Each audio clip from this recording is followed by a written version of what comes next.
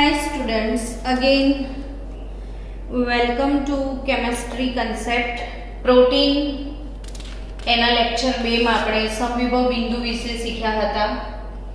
આજે પ્રોટીન માટે જે નવો લેક્ચર છે લેક્ચર 3 એમાં પ્રોટીન અને પેપ્ટાઇડ એ શું છે એ સમજવાના છીએ. તો લેક્ચર નંબર 3 પેપ્ટાઇડ. બાળકો પ્રોટીનનું જળ વિભાજન થાય તો પેપ્ટાઇડ મળે છે અને પેપ્ટાઇડનું જળ વિભાજન થાય જો પ્રોટીન છે એનું જળ વિભાજન કરીશું તો મળશે પેપ્ટાઇડ અને પેપ્ટાઇડના જળ વિભાજનથી શું મળે છે એમિનો એસિડ. તો એ ડિટેલ પર આજે થોડુંક આપણે આગળ વધીએ. સૌપ્રથમ પેપ્ટાઇડ એટલે શું એ સમજી લઈએ. તો પેપ્ટાઇડ એની વ્યાખ્યા કેવી રીતે લખી શકાય એ પણ સમજીએ. વૈજ્ઞાનિક એમિલ ફિશરે સૂચવ્યું હતું આપણને કે એમિનો એસિડનો NH2 સમૂહ કોઈ એક એમિનો એસિડ એનો NH2 સમૂહ અને બીજા એમિનો એસિડનો કાર્બોક્સિલ સમૂહ, આ બંને વચ્ચે પ્રક્રિયા થશે. એટલે આ એમિનોમાંથી H અને કાર્બોક્સિલમાંથી OH. તો એમિનોનો H અને કાર્બોક્સિલ વચ્ચે પ્રક્રિયા થાય ને દૂર થશે પાણીનો અણુ, દૂર થાય બને શું તો કે આ કાર્બોક્સિલનો C double bond O, amino એનો NH અને આ ટાઈપના જે બંધનું નિર્માણ થાય એને પેપ્ટાઇડ બંધ કહેવાય. આને શું કહેવાય? પેપ્ટાઇડ બંધ કહેવાય. એટલે કોઈ એક એમિનો એસિડનો NH2 સમૂહ બીજા એમિનો એસિડનો કાર્બોક્સિલ સમૂહ, આ બંને એકબીજા જોડે કનેક્ટ થશે ત્યારે આ એમિનોનો H એસિડનો OH દૂર થઈને પાણી દૂર થાય ને નવા બંધનું નિર્માણ થાય CONH બંધ, જેને આપણે શું કહેતા હોઈએ છીએ? પેપ્ટાઇડ બંધ કહીએ છીએ. કયો બંધ કહીએ છીએ એને? પેપ્ટાઇડ બંધ કે પછી એને પેપ્ટાઇડ સાંકળ પણ કહેવામાં આવે છે. હવે આ પેપ્ટાઇડ સાંકળ એટલે શું એ જ સમજવાનો ટ્રાય કરીએ. તો એના માટે જનરલ ફરી એકવાર એમિનો એસિડનું બંધારણ આપણે દોરીએ કે કાર્બોક્સિલિક એસિડ જે કાર્બન સાથે જોડાયેલો છે એ કાર્બન એટલે આલ્ફા કાર્બન અને એની બાજુમાં એમિનો સમૂહ ને અહીં ફંક્શનલ ગ્રુપ R. હવે જો R બરાબર તમે H મૂકી દો, R બરાબર શું મૂકી દો? H. તો NH2 CH2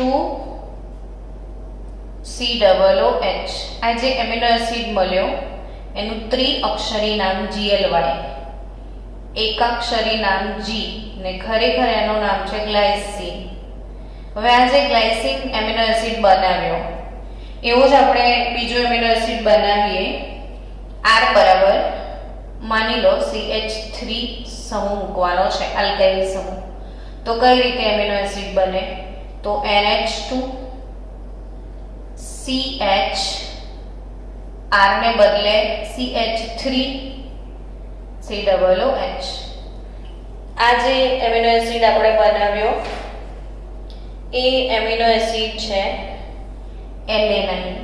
એનું ત્રિઅક્ષરી નામ ALA, એકાક્ષરી નામ છે એનો એલેનિનનો A અને એ જે એલેનિન છે એ એલેનિન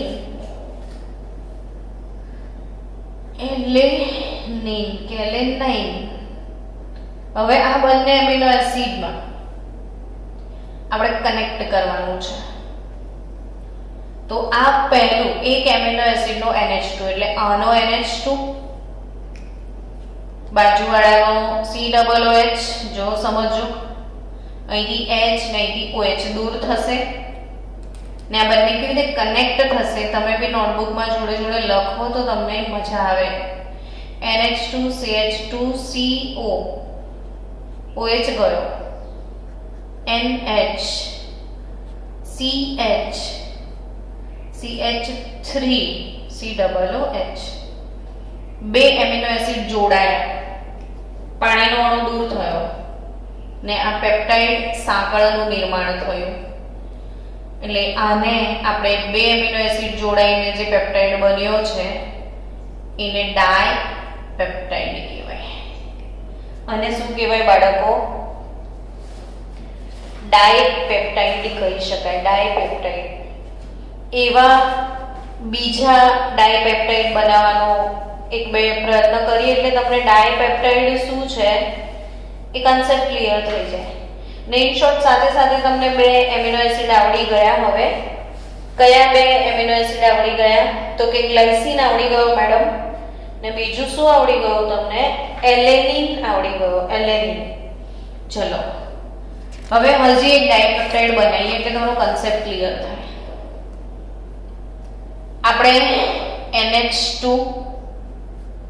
CH COOH ને R તરીકે મિથાઇલ મૂકી દો તો આ શું થઈ જાય? એલેનિન. હવે એ જ એલેનિન ને જ ફરી લખવાનો છે. ફરીથી એલેનિન જોડીએ. CH COOH કે મેડમ એનું જોડીએ થાય ને તમને એવો પ્રશ્ન? થોડુંક ચેન્જ કરીએ. CH3 છે, એલેનિન તો છે જ ને. હવે એલેનિનમાં આ જે મિથાઇલ સમૂહ છે, સમજો વાતને, મિથાઇલ સમૂહ છે, CH3 માંથી CH2 લખી દઈએ તો કે એક હાઇડ્રોજન જે વિસ્થાપિત કર્યો એ હાઇડ્રોજનને બદલે ફિનાઇલની રિંગ ઉમેરી દો. આના જેવો સેમ સ્ટ્રક્ચર છે. સમજો બાળકો, આ એલેનિન છે તો આ બી એલેનિન જ છે. એક હાઇડ્રોજનનું વિસ્થાપન કરીને ફિનાઇલ લગાવ્યો છે તો આ ફિનાઇલ એલેનિન થયો. આ શું છે? એલેનિન. આ છે ફિનાઇલ એલેનિન. આ શું છે? ફિનાઇલ એલેનિન. તો આ એલેનિન છે, આ ફિનાઇલ એલેનિન છે. તો એલેનિન અને ફિનાઇલ એલેનિન આ બંને વચ્ચે પાણીનો અણુ દૂર થાય. આ ત્રિઅક્ષરી નામ છે PHE, એકાક્ષરી નામ આનું F, આનું એકાક્ષરી નામ A. એલેનિન, આ ફિનાઇલ એલેનિન. આ PHE ભલે રહ્યો, એકાક્ષરી P નથી, F છે. હવે આ બંનેને કનેક્ટ કરીએ તો પેપ્ટાઇડ સાંકળ બનશે. NH2 CH CH3 C double bond O, બાજુવાળાનો NH. આ પેપ્ટાઇડ બંધ બનાવ્યો આપણે. CH COOH CH2 ને આ ફિનાઇલ એલેનિન. આ પણ ડાયપેપ્ટાઇડ કહેવાય. હવે ડાયપેપ્ટાઇડના નામ કેવી રીતે અપાય એ સમજીએ. તો કે આ જે ડાયપેપ્ટાઇડ બનાવ્યો તેનું નામ આપો છે. તો આ ગ્લાયસીન છે ને, તો ગ્લાયસાઇલ, આઇલ લગાવો, ગ્લાયસાઇલ એલેનિન. આ જે ડાયપેપ્ટાઇડ છે એને શું કહેવાય? ગ્લાયસાઇલ એલેનિન. તો ગ્લાયસાઇલ એલેનિનને ટૂંકાક્ષરી GLY ALA આ રીતે લખાય.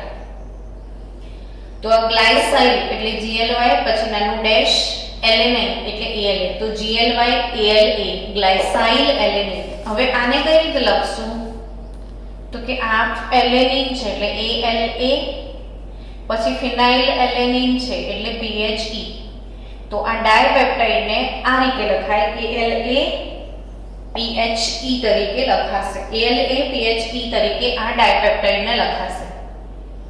બસ સ્ટુડન્ટ્સ, આનું નામ શું? તો કે એલેનાઇલ થઈ જશે. એલેનાઇલ, ફિનાઇલ એલેનિન, એલેનાઇલ ફિનાઇલ એલેનિન.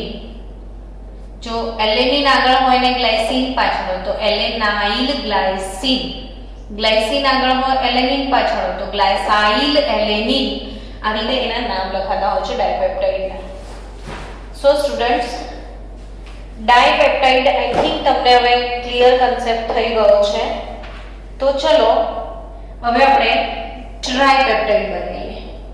એટલે ટ્રાયપેપ્ટાઇડ શું હશે? તો 3 એમિનો એસિડને ભેગા કરવાના છે. NH2 CH2 COOH. આ છે ગ્લાયસીન પ્લસ બીજો એમિનો એસિડ લઈએ આપણે NH2 CH CH3 COOH. આ છે એલેનિન. ને ત્રીજો એમિનો એસિડ લઈએ NH2 CH COOH CH2, પેલું ફિનાઇલનું રિંગ લગાવ્યું એટલે ફિનાઇલ એલેનિન થયો. હવે 3 પેપ્ટાઇડને જોડવાના છે. તો જોડીને નવો જે મળશે પેપ્ટાઇડ 3 એમિનો એસિડને જોડવાના છે. સોરી, ને 3 એમિનો એસિડ એટલે ગ્લાયસીન, એલેનાઇન અને ફિનાઇલ એલેનિન. આ વાળો ટ્રાયપેપ્ટાઇડ તમને મળવાનો છે. નામ શું લખીશું? તો કે ત્રણેયના નામને ભેગા કરીશું. પહેલું શું છે? ગ્લાયસીન, તો એ થઈ જશે ગ્લાયસાઇલ. પછી એલેનાઇલ, ગ્લાયસાઇલ, એલેનાઇલ, ફિનાઇલ એલેનિન. આ ટ્રાયપેપ્ટાઇડ બન્યો. તો આવા બીજા ટ્રાયપેપ્ટાઇડ તમે બનાવીને મને હોમવર્ક મોકલજો. ટ્રાયપેપ્ટાઇડમાં ક્રમનું બહુ મહત્વ છે. ક્રમ બદલાય એટલે પેપ્ટાઇડ બદલાઈ ગયો, લાક્ષણિકતા બદલાઈ જશે. આને કઈ રીતે તમે ચેન્જ કરી શકો? માની લો આને A કહી દો, આને B કહી દો અને આને C કહી દો. તમારી પાસે A B C 3 amino acid હોય તો તમે કેટલા ટ્રાયપેપ્ટાઇડ બનાવી શકો? 3 એમિનો એસિડ છે A B C, તો તમે કેટલા ટ્રાયપેપ્ટાઇડ બનાવી શકો એ બનાવીને મોકલજો. તો કેટલા ટ્રાયપેપ્ટાઇડ તમે બનાવી શકો છો તો એનો આન્સર મને આપજો. તો કઈ રીતે બનશે? જો કે પહેલા A મૂકી દો, B અને C લઈ લો. A એમ જ રાખો, C અને B ચેન્જ કરી દો. 2 પેપ્ટાઇડ મળ્યા. એવી રીતે B ને પહેલા લઈ લો, A અને C, B લઈ લો, C અને A. હવે C ને ટર્ન આપી દો તો C A B C B A. એટલે ઇન શોર્ટ 1 2 3 4 5 અને 6 તમને કુલ 6 ટ્રાયપેપ્ટાઇડ મળશે. તો 3 આ એમિનો એસિડને અલગ અલગ રીતે તમે કનેક્ટ કરશો તો તમને ટોટલ 6 ટ્રાયપેપ્ટાઇડ મળશે. અને આ કુલ મિલાઈને 6 ટ્રાયપેપ્ટાઇડ છે એ તમારે મને સેન્ડ કરવાના પેપ્ટાઇડ્સ બનાવીને. એટલે પેપ્ટાઇડ વાળો કન્સેપ્ટ તમારો 100% ક્લિયર થઈ જાય. ચલો એવો જ ક્વેશ્ચન તમને હું પૂછી લઉં છું કે જો 4 એમિનો એસિડ હોય મારી પાસે તો હું કેટલા પેપ્ટાઇડ બનાવી શકું? આનો આન્સર કોમેન્ટ સેક્શનમાં લખજો. મારી પાસે 4 એમિનો એસિડ હોય તો હું કેટલા ટેટ્રાપેપ્ટાઇડ બનાવી શકું? ટ્રાય નહીં, 4 એમિનો એસિડ તો ટેટ્રાપેપ્ટાઇડ બનશે.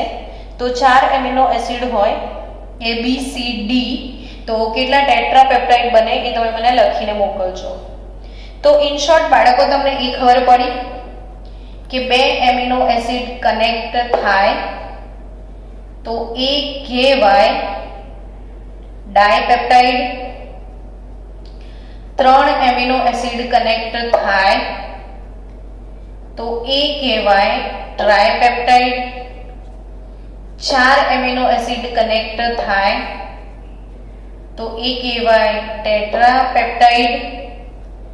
તો પછી 4 થી 10 જેટલા એમિનો એસિડ કનેક્ટ થાય તો શું કહેવાય?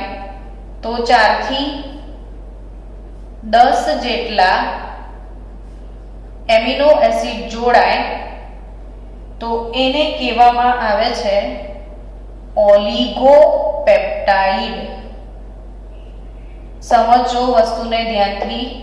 4 થી 10 જેટલા એમિનો એસિડ એકબીજા સાથે જોડાઈને જે લાંબી શૃંખલા બનાવે તેને શું કહેવામાં આવે છે? ઓલિગોપેપ્ટાઇડ.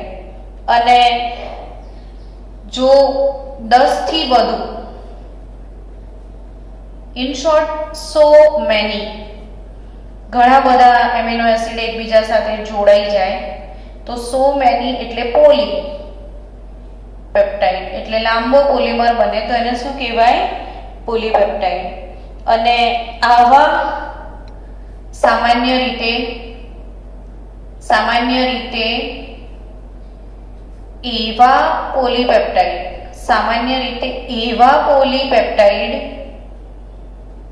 કે જેમનો આણ્વીય દળ 10,000 સુધીનું હોય. બહુ મોટા પોલીપેપ્ટાઇડ કે જેમનો આણ્વીય દળ 10,000 સુધીનો હોય તો તેને પ્રોટીન કહેવાય. એને શું કહેવાય? પ્રોટીન. તો પ્રોટીનનું નિર્માણ કેવી રીતે થયું હવે સમજી ગયા કે એમિનો એસિડ ઘણા બધા એકબીજા સાથે જોડાય તો પેપ્ટાઇડ્સ બનતા હોય છે, ને ઘણા બધા પેપ્ટાઇડ એકબીજા સાથે કનેક્ટ થવા લાગે તો એ પ્રોટીનનું નિર્માણ કરે છે. બાળકો, હવે આ જે ટોપિક તમે ભણ્યા એમાં થોડુંક હજી વધારે આગળ વધીએ આપણે થિયરી તરફ, કે આ જે પેપ્ટાઇડ્સ બન્યા, હમણાં જ તમે પેપ્ટાઇડ બનાવ્યો,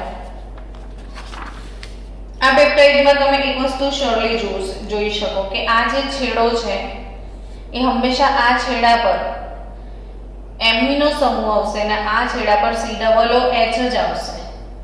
એટલે પેપ્ટાઇડ શૃંખલામાં એમિનો એસિડ કોઈ પણ ક્રમમાં જોડાય તો હંમેશા ડાબી બાજુ એને N અંતસ્થ અવશેષ અથવા N ટર્મિનલ રેસિડ્યુ કહેવામાં આવે છે. ડાબી બાજુના છેડા પર કોઈ બી એમિનો એસિડ જે હશે, આપણે એવું હોય તો ફરી એક એમિનો એસિડ જોડી દે તો પ્રેક્ટિસ બી થઈ જાય. NH2 CH2 CO ગ્લાયસીન ની જોડે એલેનિન ને કનેક્ટ કરી દો તો NH CH3 COOH. આ ડાયપેપ્ટાઇડ આપણે જે બનાવ્યો, એમાં લિટરલી તમે ધ્યાનથી જો તો આ જે ડાબી બાજુનો પાર્ટ છે ત્યાં એમિનો સમૂહ જ હાજર હશે અને જમણી બાજુના પાર્ટ પર C ટર્મિનલ કહેવાય. તો આ N ટર્મિનલ અને આ બાજુ C ટર્મિનલ હોય ને જ્યાં N છેડો હોય એને આપણે N ટર્મિનલ રેસિડ્યુ અથવા N અંતસ્થ અવશેષ તરીકે ઓળખવામાં આવે છે. N અંતસ્થ અવશેષ આ છેડાને કહેવાય, જ્યારે આ છેડાને C અંતસ્થ અવશેષ તરીકે ઓળખવામાં આવે છે. તો એક છેડો N અંતસ્થ અવશેષ ને બીજો છેડો છે C અંતસ્થ C ટર્મિનલ રેસિડ્યુ તરીકે ઓળખવામાં આવે છે. હવે આપણે એના પછીનો ટોપિક છે પ્રોટીનનું બંધારણ. એ શીખવાનું છે.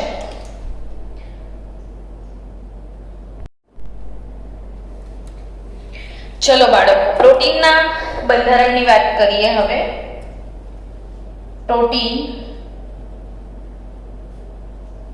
નું બંધારણ. પ્રોટીનના બંધારણ આણ્વીય આકારને આધારે સમજવાનું છે. પ્રોટીનનું બંધારણ પ્રોટીનના આણ્વીય આકારના આધારે સમજીએ. તો આણ્વીય આકાર કેવો છે એના આધારે પ્રોટીનનું વર્ગીકરણ. આપણા ગુજરાત બોર્ડમાં 2014માં આ ક્વેશ્ચન પૂછાયો હતો 2 માર્ક્સમાં કે આણ્વીય આકારના આધારે પ્રોટીનનું વર્ગીકરણ સમજાવો. શેના આધારે?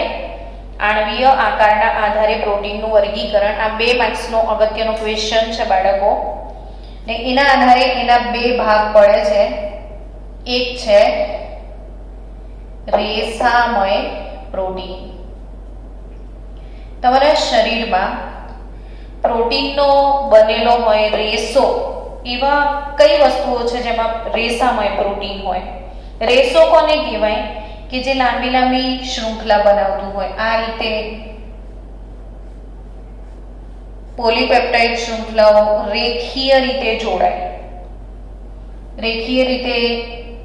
જોડાય પોતે, અને આવી લાંબી શૃંખલાઓ એકબીજા સાથે કનેક્ટ થઈ અને આ જે રેખીય ભાગનું નિર્માણ કરે, એમાં આ ટાઈપના જે પ્રોટીન હોય એને રેસામય પ્રોટીન કહેવાય.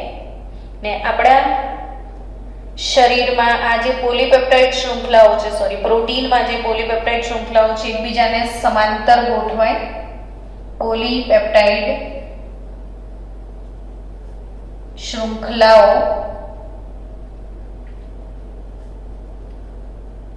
એકબીજાને સમાંતર ગોઠવાય છે. હવે આ એકબીજા સાથે ગોઠવાય તો એકબીજાની નજીક આવવાનું કોઈ કારણ તો હોય ને. એક શૃંખલા બીજી શૃંખલાને પકડી કેમ રાખે? જો આવી રીતે હોય ને, એક શૃંખલા બીજી શૃંખલાને પકડે છે, એટલે બંને વચ્ચે કંઈક ને કંઈક આકર્ષણ બળ તો હશે જ. અને કઈ આકર્ષણ બળ? તો આની અંદર ખાસ કરીને 2 શૃંખલાઓની વચ્ચે હાઇડ્રોજન બંધ હોય. હાઇડ્રોજન બંધ કેમિસ્ટ્રીના બાળકને ખબર જ હોય કે હાઇડ્રોજન બંધમાં હાઇડ્રોજન તો હોય જ ને, સામેવાળાના અબંધકારક ઇલેક્ટ્રોન યુગ્મ. તો અહીંયા હાઇડ્રોજન બંધ કે પછી ડાયસલ્ફાઇડ બંધ, ડાયસલ્ફાઇડ સાંકળ. તો અહીંયા હાઇડ્રોજન બંધ કે ડાયસલ્ફાઇડ બંધથી જોડાયેલું હોય. આ પોલીપેપ્ટાઇડ શૃંખલા એકબીજાને સમાંતરે ગોઠવાય. હાઇડ્રોજન બંધ કે ડાયસલ્ફાઇડ બંધના લીધે એ એકબીજા સાથે જોડાય. અને આ પ્રોટીન એટલે દાખલા તરીકે રેસામય પ્રોટીન વાળમાં હોય ને વાળ આપણે પાણીથી ધોઈએ છીએ, તો એનો મતલબ એમ થયો કે આ ટાઈપનું જે પ્રોટીન છે એ પાણીમાં દ્રાવ્ય ના જ હોય. કેવું હોય? અદ્રાવ્ય. વાળ પાણીમાં અદ્રાવ્ય હોય ને, તો વાળ દ્રાવ્ય હોત પ્રોટીન તરીકે. તો આપણે માથું ધોતા તો વાળ જતા રહેતા. એટલે સિમ્પલી યાદ રાખો કે રેસો છે આપણા માથામાં વાળ. આપણા જે સ્નાયુઓ છે એ બી તંતુમય છે, રેસામય છે. તો આના ઉદાહરણ બી બહુ સિમ્પલ છે. કેરેટીન નામનું પ્રોટીન, કેરેટીન. અને આ કેરેટીન પ્રોટીન ક્યાં છે? તો વાળમાં. ઘેટું હોય તો ઊનમાં, શેતુરના કીડા હોય તો સિલ્કમાં. તો વાળ, ઊન અને સિલ્કમાં જે પ્રોટીન છે એ કેરેટીન પ્રોટીન છે, જે રેસામય પ્રોટીન છે. ને એ સિવાય માયોસિન. આ માયોસિન જે છે એ સ્નાયુમાં હોય. સ્નાયુઓમાં મસલ્સ જે છે એ બી તંતુમય રેસામય પ્રોટીન છે. તો પ્રોટીનનું બંધારણ સમજવા જઈ રહ્યા હતા. એમાં 2 માર્ક્સનો પહેલો અગત્યનો પ્રશ્ન છે આણ્વીય આકારના આધારે પ્રોટીનનું વર્ગીકરણ. ને એમાં એક ભાગ છે રેસામય પ્રોટીન, કે કે જેમાં આ પોલીપેપ્ટાઇડ શૃંખલાઓ એકબીજાને સમાંતરે હાઇડ્રોજન બંધ કે ડાયસલ્ફાઇડ બંધથી જોડાય ને આવી લાંબી શૃંખલાઓ બનાવે. પાણીમાં અદ્રાવ્ય છે. કેરેટીન અને માયોસિન એ રેસામય પ્રકારના પ્રોટીન છે. તો પછી બીજો પ્રકાર કેવો હશે? રેસામય સિવાયનું કેવું પ્રોટીન આવે? તો કે રેસો ના હોય તો ગૂંચળું હોય. ને ગૂંચળાવાળા પ્રોટીનને આપણે શું કહીએ? ગોલીય પ્રોટીન. ગૂંચળાવાળા પ્રોટીનને શું કહીએ છીએ આપણે? ગોલીય પ્રોટીન કહીએ છીએ. અને ગોલીય પ્રોટીન એટલે જ્યારે પોલીપેપ્ટાઇડ શૃંખલાઓ જે છે, પોલીપેપ્ટાઇડ શૃંખલાઓ, પોલીપેપ્ટાઇડ શૃંખલા એ એકબીજા સાથે વળી આ રીતે વળી જાય ને વળીને આમ ગૂંચળું બનાવે. આ સીધી સીધી કનેક્ટ થાય છે. આ ગૂંચળું બનાવે ને ગૂંચળા પણ એકબીજા સાથે આ રીતે કનેક્ટ થઈ ચૂક્યા હોય તો આ ટાઈપનો પ્રોટીન ગોલીય પ્રોટીન કહેવાય. એટલે જ્યારે પોલીપેપ્ટાઇડ શૃંખલાઓ વળીને ગોળાકાર સ્વરૂપે ફેરવાય એને ગોલીય પ્રોટીન કહેવાય.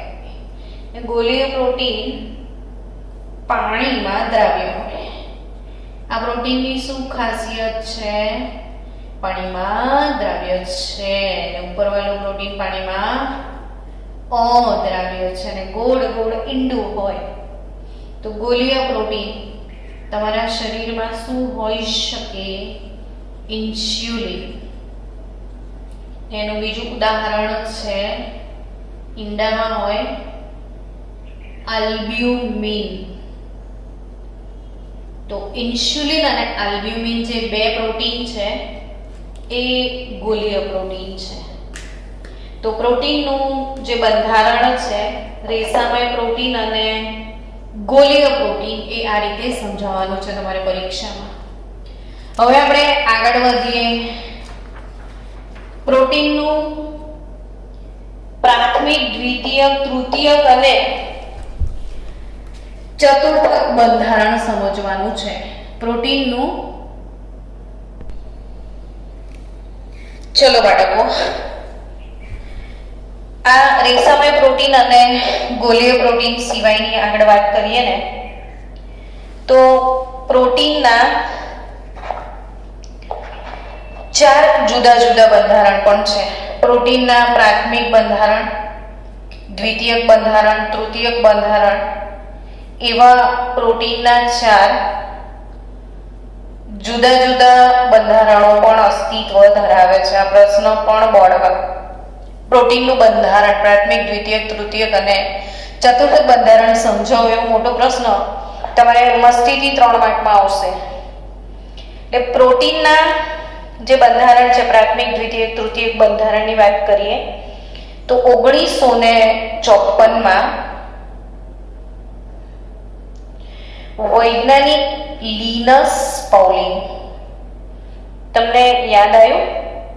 લિનસ પાઉલિંગ એટલે પાઉલિંગ સ્કેલ, વિદ્યુત ઋણતાનું માપન શીખવાડ્યું હતું લિનસ પાઉલિંગે આપણને.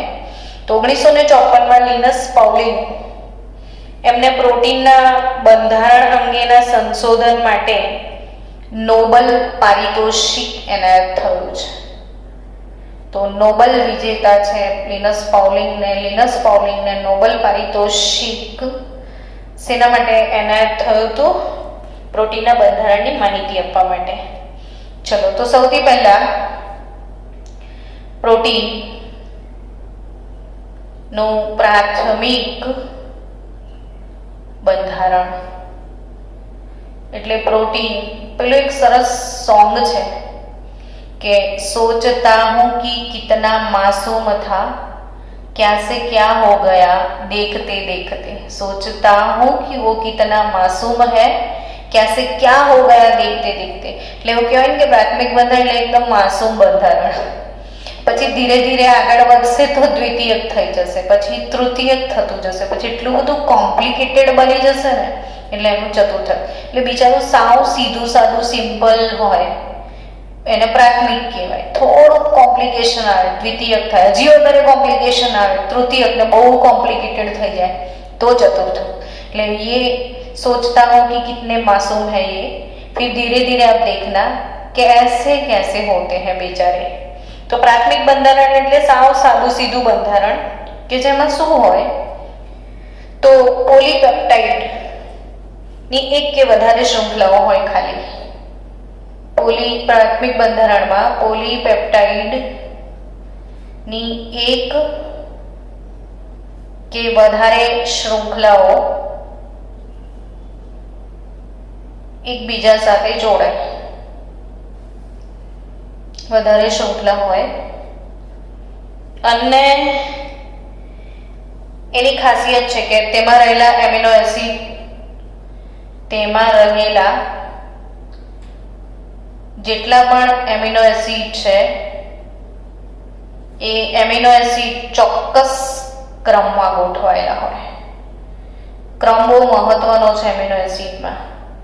એટલે દરેકનો જે ડીએનએ હોય ને એ ડીએનએમાં એમિનો એસિડનો ક્રમ એ ડિફરન્ટ હોય. તમારો ડીએનએ બીજાના ડીએનએ સાથે મેચ નથી થતો તો તમે બાયોલોજી સબ્જેક્ટમાં ભણ્યા હશો કે આવી રીતે ડીએનએનું બંધારણ બને ત્યારે આ પોલીપેપ્ટાઇડ શૃંખલાઓ ન્યુક્લિયોટાઇડ એકબીજા સાથે જોડાય તો અહીંયા જે નાઇટ્રોજન બેઝ હોય એ જી સી ટી તમે જાણો છો ને, તો એ જે ક્રમ હોય એ જે નાઇટ્રોજન બેઝનો ક્રમ એ ડિફરન્ટ હોય ડીએનએમાં, એમ અહીંયા બી દરેક એમિનો એસિડમાં એનો ક્રમ બહુ મહત્વનો છે. ડીએનએમાં નાઇટ્રોજન બેઝનો જે ક્રમ છે એ નાઇટ્રોજન બેઝનો ક્રમ દરેક માણસના ડીએનએમાં અલગ અલગ હોય. અહીંયા ક્રમનું મહત્વ છે. એમ સેમ કોઈ બી પેપ્ટાઇડ શૃંખલા હોય એમાં એમિનો એસિડ ચોક્કસ ક્રમમાં હોય છે. અને મનુષ્યનું જે ઇન્સ્યુલિન છે, મનુષ્યમાં કયો અંતઃસ્ત્રાવ? ઇન્સ્યુલિન. એ ઇન્સ્યુલિન અંતઃસ્ત્રાવ એમાં જે પ્રોટીન છે એ પ્રાથમિક બંધારણ ધરાવી રહ્યું છે. તો ઇન્સ્યુલિન પ્રોટીનથી બનેલું છે. મેં સ્ટાર્ટિંગમાં જ તમને કીધું તો અંતઃસ્ત્રાવ પ્રોટીનના બનેલા હોય. ઇન્સ્યુલિન એક હોર્મોન છે, અંતઃસ્ત્રાવ છે જે પ્રોટીનથી બનેલો છે, પણ એમાં જે પ્રોટીનનું બંધારણ છે સિમ્પલ પ્રોટીન છે, પ્રાથમિક બંધારણ વાળો પ્રોટીન છે. ને ઇન્સ્યુલિનના બંધારણની વાત કરીએ ને તો એની અંદર બે પેપ્ટાઇડ શૃંખલાઓ જે પણ છે એ બે પેપ્ટાઇડ શૃંખલાઓ એકબીજા સાથે ડાયસલ્ફાઇડ સાંકળ SS આવી રીતે SS બંધથી જોડે તો આ ડાયસલ્ફાઇડ સાંકળ કહેવાય.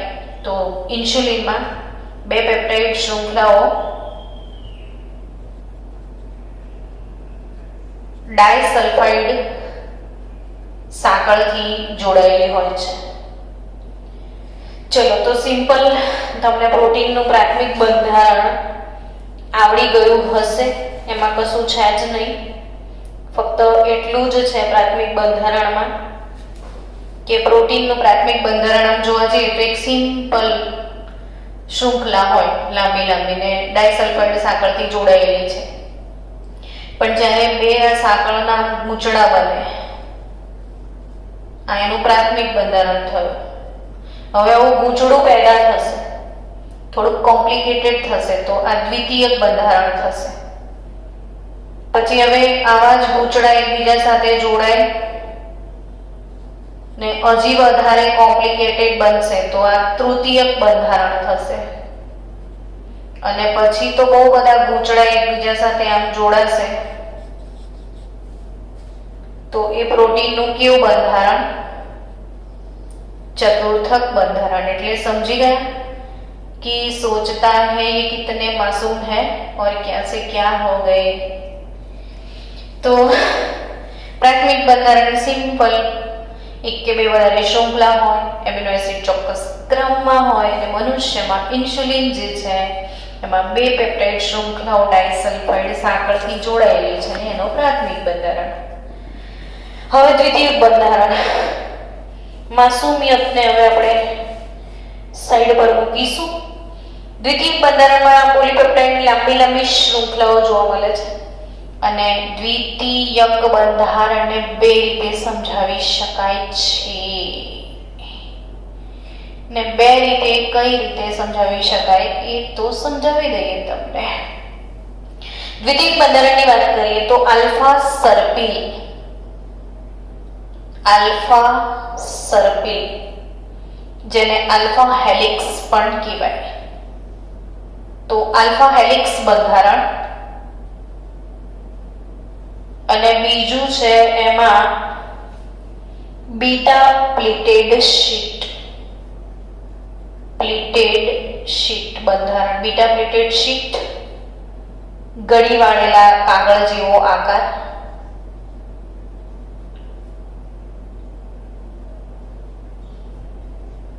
બીટા પ્લેટેડ શીટ એટલે ગળી વાળેલો કાગળ એટલે શું? તો કે જો સિમ્પલ આ કાગળ છે, આ એક શૃંખલા છે, પછી આ બીજી શૃંખલા, આ ત્રીજી શૃંખલા, આ ચોથી શૃંખલા, મતલબ શૃંખલા આ રીતે કનેક્ટ થાય ગળી વાળેલા કાગળની જેમ. કોરુગેટેડ પતરા આપણે લગાવીએ છીએ ને છત ઉપર, જે રૂફ હોય પતરું, એવું ઝિગઝેગ પેટર્નમાં હોય. આ બીટા પ્લેટેડ શીટ બંધારણ કહેવાય છે. ને આ બીટા પ્લેટેડ શીટમાં એક શૃંખલાનો CO ને બાજુવાળી શૃંખલાનો NH, એક શૃંખલાનો CO ને બાજુવાળી શૃંખલાનો NH. તો CO નો O ને NH નો H, એના વચ્ચે હાઇડ્રોજન બંધ રચાશે, એટલે આ શૃંખલા એકબીજાને પકડી અને બીટા પ્લેટેડ શીટ બંધારણ કહેવાય. તો પછી આલ્ફા હેલિક્સ શું છે? તો કે આમ સળિયો હોય ને એને આમ સીડીની જેમ વીંટળાય, ગોળ ગોળ ગોળ. આલ્ફા હેલિક્સ બંધારણમાં શું હોય? જો તમે આકૃતિ જોઈ શકશો કે આ દેખો, આ એક સળિયો છે ને સળિયો હોય તો એની આજુબાજુ આમ વીંટળાય દોરીની જેમ. તો એ વીંટળાય એટલે કયું બંધારણ કહેવાય? Alpha helix. આમ વીંટાળવાનું છે તો એ આલ્ફા હેલિક્સ બંધારણ કહેવાય. તો ઇન શોર્ટ, જે આલ્ફા સર્પિલ આકારનો પ્રોટીન છે, આ સળિયાની આજુબાજુ આ રીતે વીંટળાશે આ બંધારણમાં, અને આ પોલીપેપ્ટાઇડ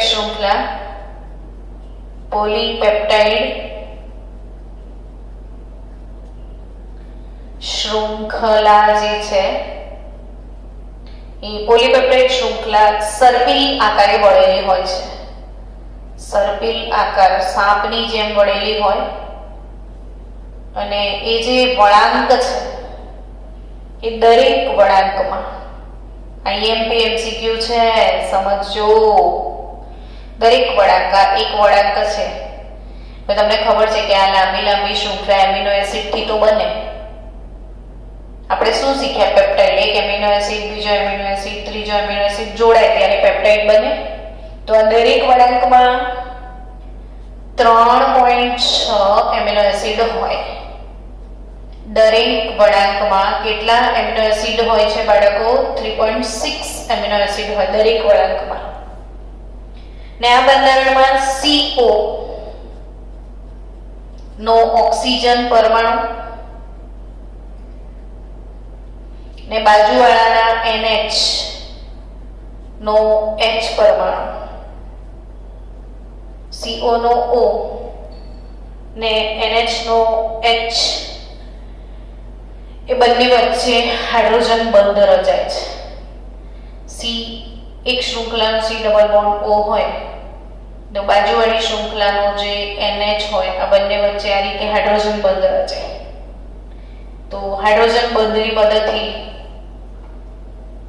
આ શૃંખલાઓ એકબીજા સાથે જકડાઈ રહેતી હોય છે. તો આલ્ફા સર્ફિલમાં આટલું જ યાદ રાખવાનું છે બચ્ચાઓ કે પોલીપેપ્ટાઇડ શૃંખલા સર્પિલ આકારે વળેલી હોય, દરેક વળાંકમાં 3.4 લોકો આખા વળાંકની લંબાઈ શોધી કાઢે અને પછી કુલ એમિનો એસિડ કેટલા છે એ શોધી કાઢે અને લંબાઈને તમે એમિનો એસિડ વડે ભાગી નાખો તો દરેક વળાંકમાં કેટલા એમિનો એસિડ છે મળી જાય.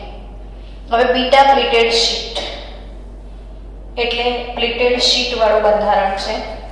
અહીંયા તમે જોઈ શકશો કે આ પ્લીટેડ શીટ, કોરુગેટેડ શીટ ને આમાં એક શૃંખલાનો CO અને બાજુવાળીનો NH, એટલે કોઈ બી એક શૃંખલાનો C ડબલ બોન્ડ O હોય, C ડબલ બોન્ડ O ને બાજુવાળી શૃંખલાનો NH નો H વચ્ચે હાઇડ્રોજન બંધ રચાય ને હાઇડ્રોજન બંધના કારણે આ બીટા પ્લીટેડ શીટ આકારના પ્રોટીનમાં એક પોલીપેપ્ટાઇડ શૃંખલા એ બીજી પોલીપેપ્ટાઇડ શૃંખલા સાથે આંતરાણવીય હાઇડ્રોજન, એટલે આ બાજુની કોરુગેટેડ શીટ હોય, બાજુની શીટ હોય, આનો C ડબલ બોન્ડ O હોય, આનો NH હોય તો આંતરાણવીય હાઇડ્રોજન બંધ રચાય અને આંતરાણવીય હાઇડ્રોજન બંધના કારણે બંને શૃંખલાઓ એકબીજા સાથે જકડાયેલી હોય અને એટલે ઝિગઝેગ આકારની ગળીઓ પડે છે આમાં.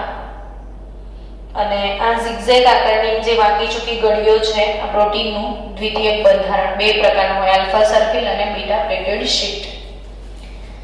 હવે પ્રોટીનનું तृतीयक બંધારણ, ये मासूमियत बहुत मासूम थे, अब ये सर्प हो गए और अब तो पता नहीं क्या होने वाला है. तृतीयक બંધારણ, પ્રોટીનનું તૃતીયક બંધારણ.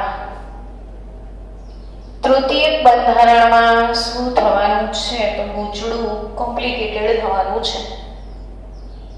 હવે આ તૃતીયક બંધારણ જે છે એમાં બધા પરમાણુઓની ત્રિપરિમાણીય ગોઠવણી હશે. પોલીપેપ્ટાઇડ શૃંખલાઓમાં તૃતીયક બંધારણમાં બધા પરમાણુઓની ત્રિપરિમાણીય ગોઠવણી 3D અરેન્જમેન્ટ થશે. ઉપર નીચે આગળ પાછળ બધી બાજુ શૃંખલાઓ કનેક્ટ થશે. આ રીતે શરૂ થાય તો આ રીતે આ ગૂંચળા બનતા જશે આ પોલીપેપ્ટાઇડ શાખાઓના. ને આવું ગૂંચળું બને તે તૃતીયક બંધારણ. ને એમાં આ બંધારણમાં શૃંખલાઓ વધુ સ્થાનેથી વળીને ગૂંચળું બનાવે અને એમાં કયા કયા પ્રકારના બંધ રચાશે તો કે વાંડરવાલ આકર્ષણ બળ હોય, એમાં કારણ વગર આકર્ષણ બળ હોય અને આપણે શું કહીએ છીએ વાંડરવાલ આકર્ષણ બળ. એકબીજાના ઇલેક્ટ્રોન થકી પણ આકર્ષાય. વાંડરવાલ આકર્ષણ બળ પછી બીજું કયું બળ હોઈ શકે તો કે હાઇડ્રોજન બંધ. ત્રીજું આમાં હોઈ શકે આયનીય બળ.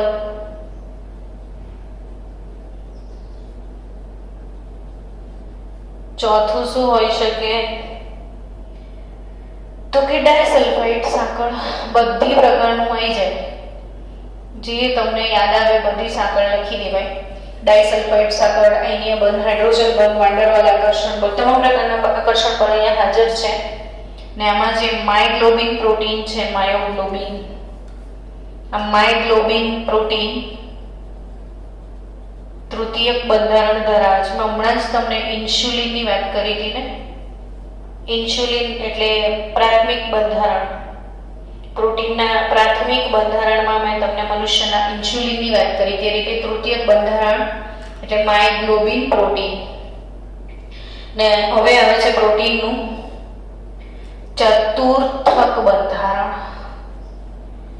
પ્રોટીનનું ચતુર્થક બંધારણ આપણે આ બંધારણ બહુ ડિટેલમાં નથી, લો લેવલે જ ભણવાનું છે કેમિસ્ટ્રી પોઈન્ટ ઓફ વ્યૂ, એટલે આપણે બહુ ડિટેલમાં નથી જઈ રહ્યા.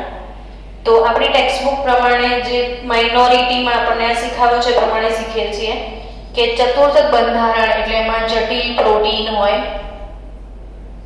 અને આ જે જટિલ પ્રોટીન છે એમાં પોલીપેપ્ટાઇડ શૃંખલાઓ એકબીજા સાથે એ જ ઉપર લખ્યા છે ને હાઇડ્રોજન બંધ, વાંડરવાલ બંધ, આયનીય બળથી જોડાય અને સાથે સાથે આમાં કેવું હોય છે કે એક આલ્ફા ગૂંચળું હોય, એની સામે બીજું એક આલ્ફા ચેન હોય, તો સામે બીટા પ્લેટેડ શીટ, તો બીજું સામે બીટા શૃંખલા હોય ને આ રીતે એકબીજાની સાથે આ લોકો કનેક્ટ થતા હોય છે.